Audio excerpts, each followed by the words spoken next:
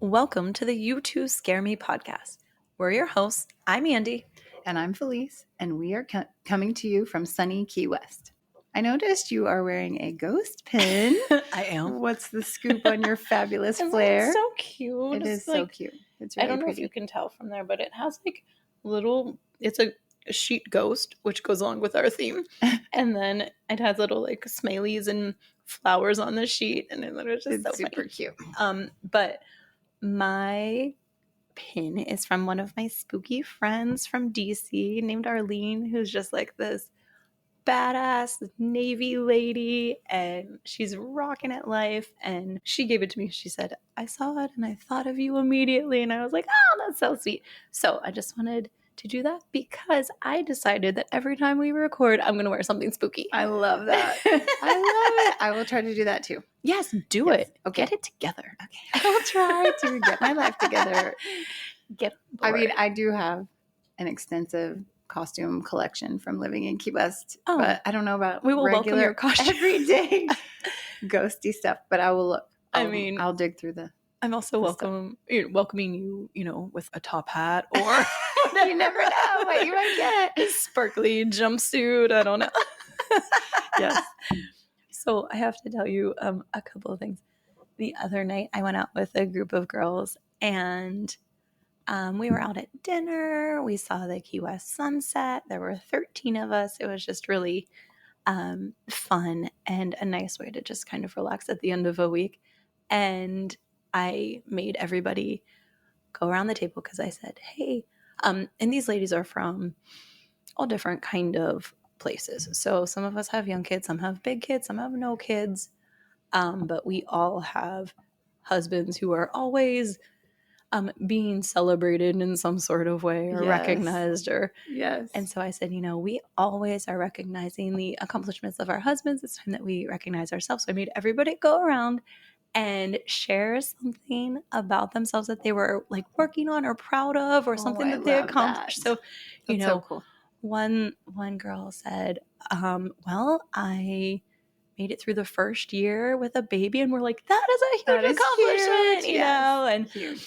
And on and on. But when it came to my time, I said, pass. You can't do that.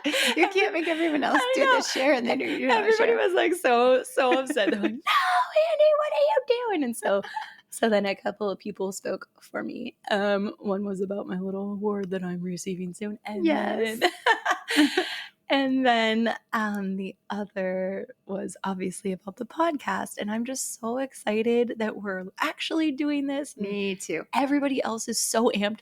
When is it going live? When's it coming out? Blah, blah. I said, subscribe, follow us. It's so fun. I feel like everyone that we tell is so supportive, and it's awesome. I know. Really cool. I can't wait. I'm just hoping that people like it when they actually listen to us and they're not just like, oh, gracious, right. What is going on? Train wreck. So while I was out at this fabulous dinner, you were actually there with me in spirit. You texted me and I read it out loud to everybody, and it made me laugh so hard.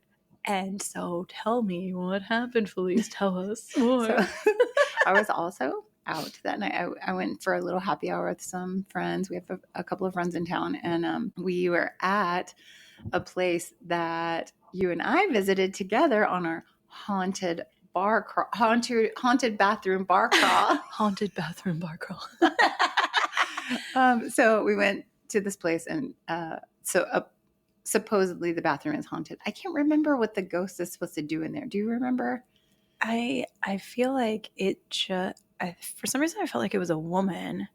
And did she appear to people or like mess with the door? I can't remember that one. Anyway, every time I'm in there, I'm like, hey, ghost.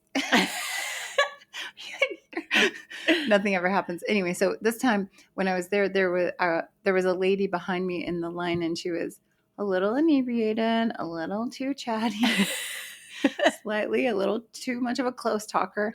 And so when I was in there, I asked the ghost to, hey, ghost, when that lady comes in here, will you do something just slightly spooky? But when she came out, she didn't seem Unaffected. Yeah, she was unaffected. She was unaltered. So maybe something happened she just didn't even notice. Maybe. I don't know. She came out. She was still kind of on one when she came out. So I don't think anything happened or that she would have noticed. But oh, man. I don't know. That would have been we'll keep trying. a fantastic story. She comes running out screaming. Yes. So I had texted Andy, hey, I'm at this place and I asked the ghost to do something. Nothing happened. Oh, well. Oh, my gosh. Oh, well.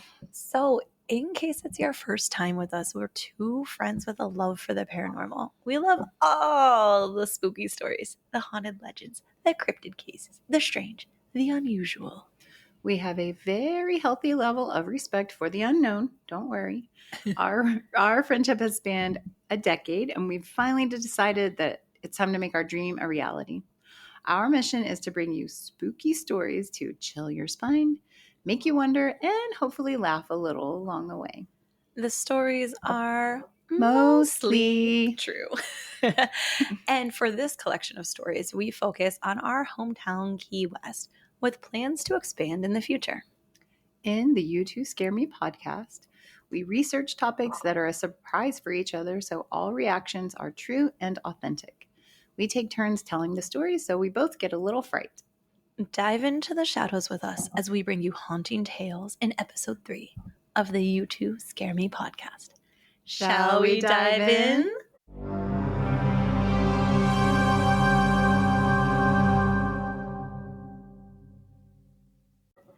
Let's dive into the story of one of the more famous bars in Key West, Captain Tony's Saloon. The bar is a well-known haunt for drinkers and partiers on Greene Street. Yes. But is it also haunted by the spirits of those who have passed? Captain Tony's is known as the oldest bar in Key West. I didn't even know that. And some say the oldest bar in Florida. It was built in 1851 as the city's ice house. And what better way to have a multi-purpose use of space than to also use the ice house as the city morgue? Obviously. It makes total sense. Keep those bodies on ice. When a major hurricane hit the island in 1865, nearly everything was destroyed, including the morgue. So think about it. What happens when a morgue is destroyed by a hurricane? Well, the bodies wash away. Uh-oh. Float down the street. There he goes. Yeah. There he goes down the street. Yeah. There goes Bubba. In fact, all the bodies washed away, except for one. That one body that remained was buried beneath the building, surrounded by holy water and enclosed by a wall. So I'm not sure what the holy water thing is all about. My mind immediately was like, vampire! Yes. Or, something spooky.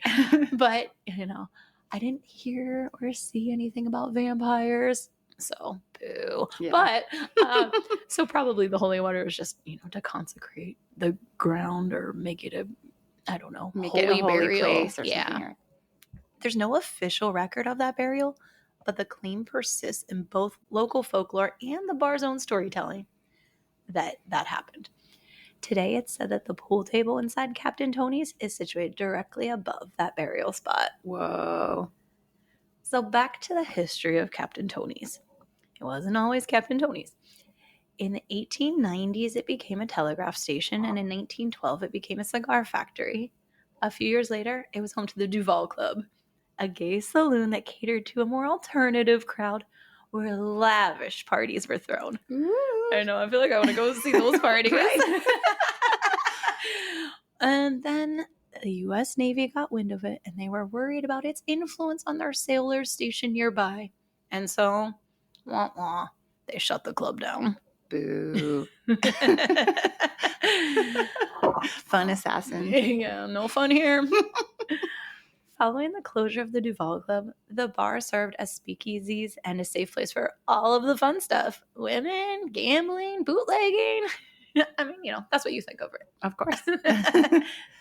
Then came 1933.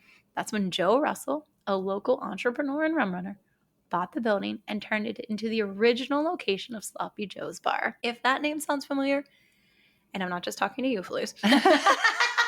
Oh, no, not familiar to me at all. It's probably because it is a well-known bar in Key West and it became a favorite hangout of Ernest Hemingway. In fact, Hemingway loved it so much that when Sloppy's moved down the street to where it is now, after a dispute with the owner over rent, Hemingway pulled up the urinal from the original bathroom and took it home with him. It said that he said his, quote, hard-earned money paid for it.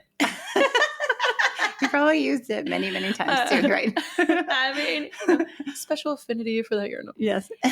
And it's actually still at Hemingway's former home, which is now a museum, in the garden. And I think they use it as a water trough for those cutie little cats. Oh, they're so cute.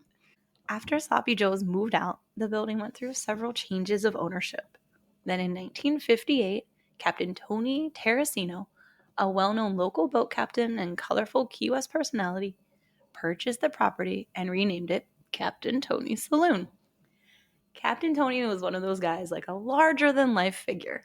He later became the mayor of Key West, and the bar took on his quirky, boisterous personality. It's said that Captain Tony was quite the character and storyteller. So there's some debate about where the truth ends and embellished stories begin. Of course. But despite the murkiness of the truth, there's a few facts that exist. This is where Hemingway hung out, where Jimmy Buffett got his start. Oh, that's so cool. I know. Oh, one of his songs is about, or I can't remember if he wrote it while he was there or it's about the bar, but I'll have to tell you which one it was. I'll have to look it up. And this is where spooky things still happen. So you might be wondering, okay, in this history lesson, when do things get spooky? Let's start from the ground up. In the 80s, when the building was being reconstructed, workers were removing old flooring and discovered the skeletal remains of about a dozen people. Ooh. Could it be these were some of the missing bodies from the hurricane? Or were they something else? Stories about what happened to the remains differ, but many say that there are even more bodies that remain under the floor at Captain Tony's. And wherever you walk, you're stepping on someone's grave. Oh my gosh. I don't know. When I walk in there, I'm like, ooh, I don't know what I'm stepping on. It's a little dark and dingy in there. But it does seem like anywhere where there were skeletal remains would be a likely place for haunting. Of course. So there's something else that is quirky and weird and spooky. There are 2 gravestones that can still be found inside Captain Tony's today. One gravestone is for a woman named Reba Sawyer.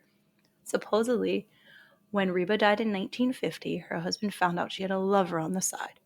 He found some sexy, scandalous love letters all about her secret meetings with her lover, all of which began in the building that is Captain Tony's. They say he was so enraged he went to the Key West Cemetery, hauled out her gravestone, and threw it under the tree at Captain Tony's, saying, "This is where she wanted to be, so this is where she will stay." So petty. It's like level 10 pettiness. I mean, I don't know. I feel like if I found some things like that, I might be on that same level of pettiness. Yes. There better not be scandalous letters. Ryan! Oh, right. So remember, there's another gravestone. The second gravestone is for a young woman named Elvira Drew, but she lived about 200 years ago. Her story is a little murkier. As a teenager, she married a much older man, and he also happened to be an abusive alcoholic. Aww. But Elvira is said to have killed her abusive husband. Oh. She took care of that. But then she was hanged for killing him. Oh, gosh. Because, apparently self-defense wasn't a thing back then. And why is her gravestone there, you might be wondering? It's said because she was hanged on the tree at Captain Tony's that's infamously known as the hanging tree. Mm.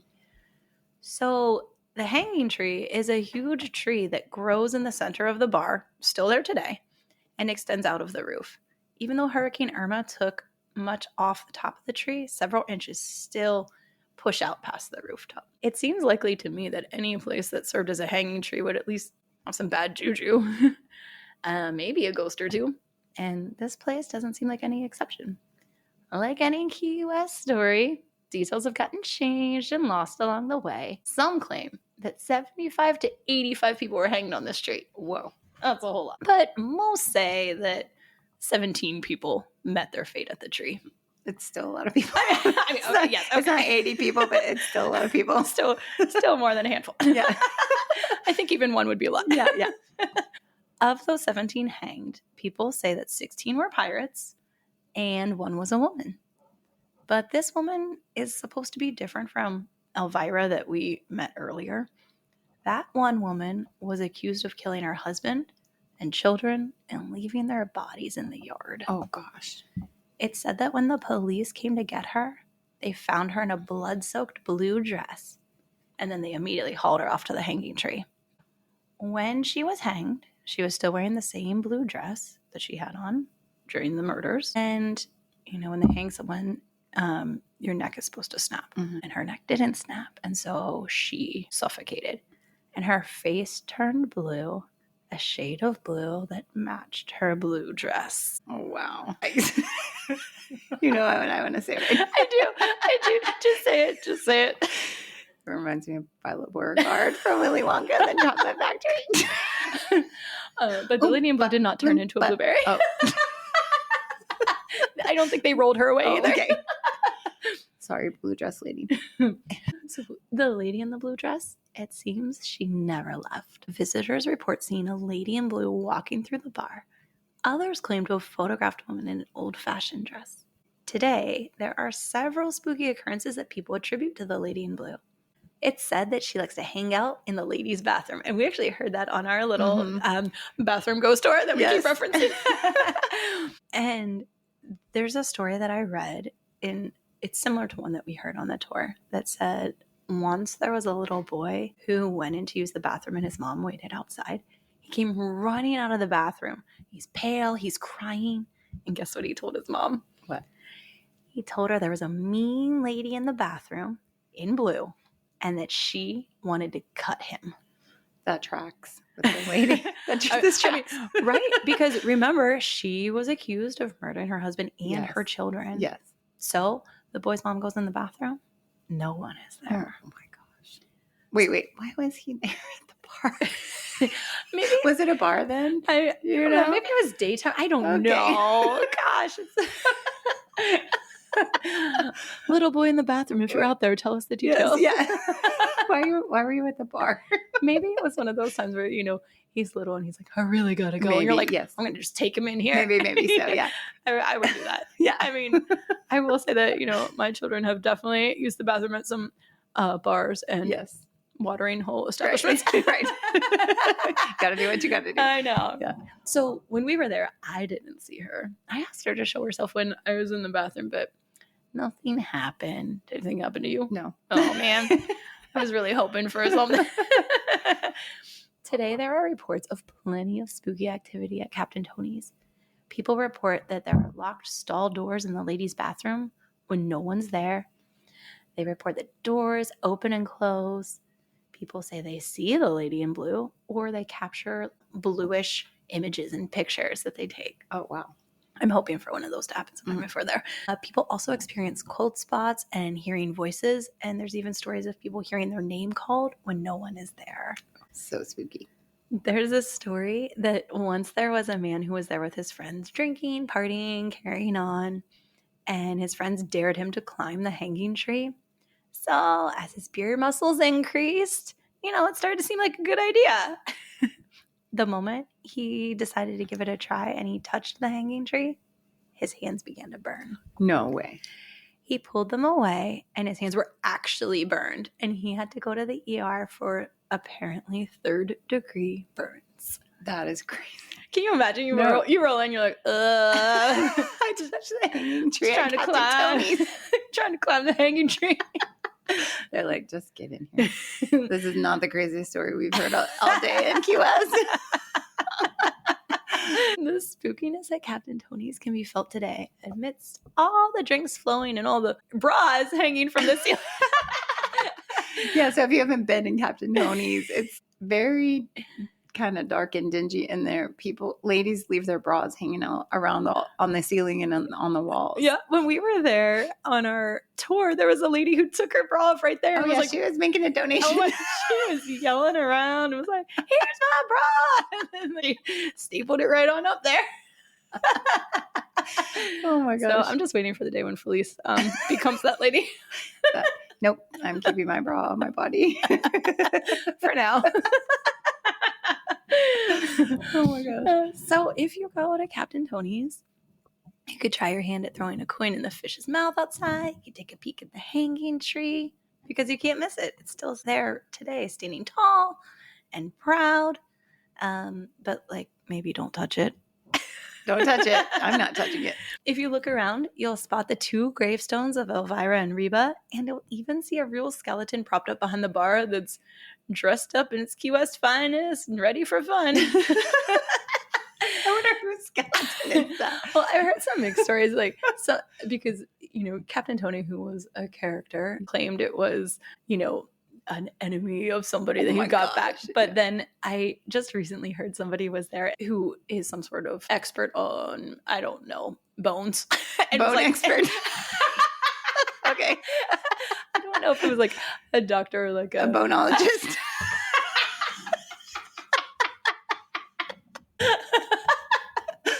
I'm a local bonologist. I was going to say anthropologist or something. Oh, okay. I don't know. But they were like, that is not one person's skeleton. It is a mixture of a mishmash. People. Yeah. You probably got it from like a science magazine or something. You could order it for science. You probably bought it at like Key West garage sale. Probably. That's true. Maybe it came from your old friend, the Count. Well, the Count, yes. So next time you find yourself on Greene Street in Key West, stop into Captain Tony's. Raise a glass to the band, the people around you, the hanging tree, or maybe make a toast to the ghosts. Ooh. While we're on the topic of ghosts, it's time for Somebody Told Me.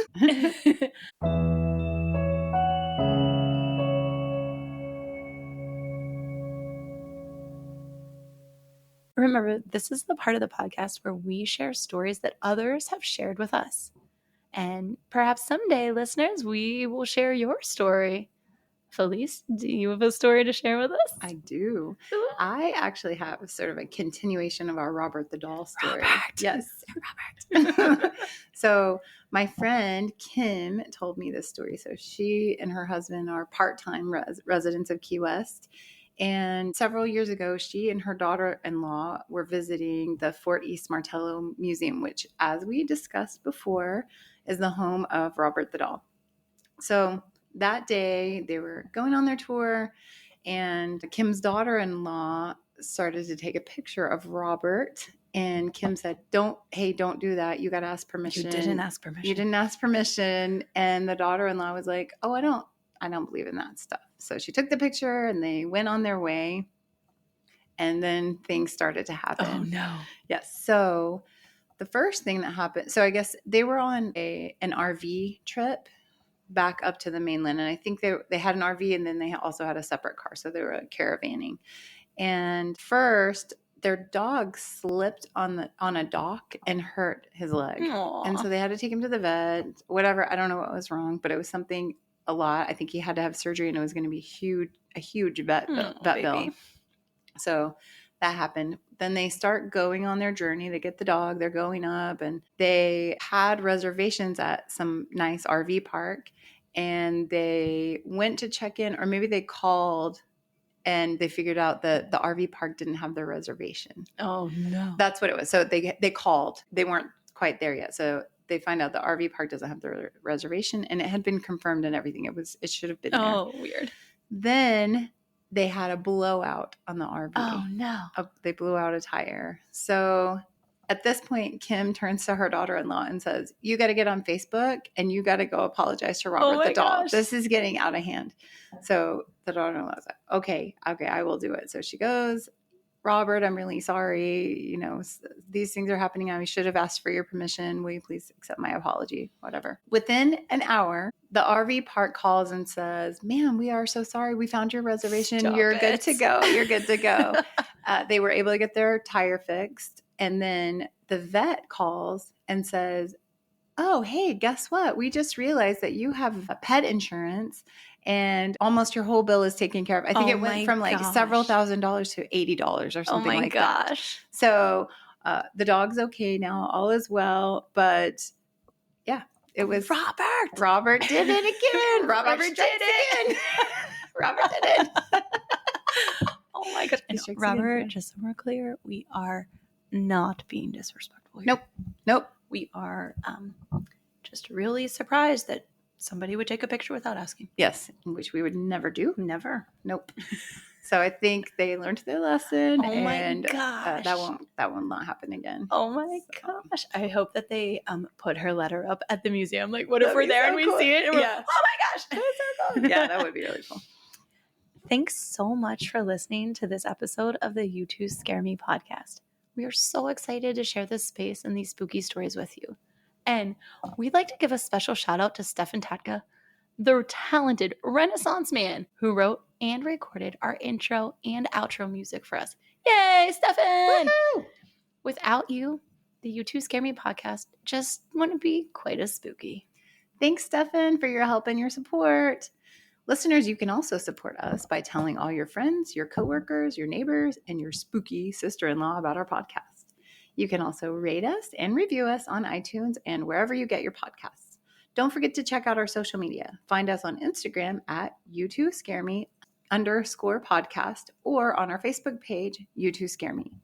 Don't forget to send us your own spooky, weird, scary, or ghosty stories for our Somebody Told Me segment at you2scaremepodcast@gmail.com. That's YOUTWO scare me podcast@gmail.com. Thanks for wandering through the shadows with us. Until next time, stay curious and beware what lurks beyond the light.